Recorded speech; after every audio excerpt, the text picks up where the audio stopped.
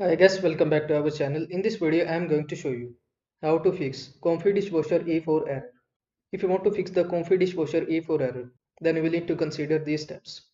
The first option is to turn off and unplug. Ensure safety by powering off and unplug the dishwasher. Second, remove water. Use a sponge or towel to remove standing water from the base.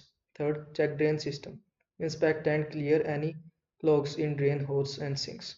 And the another option is to clean filters. Remove and wash filters to eliminate blockages.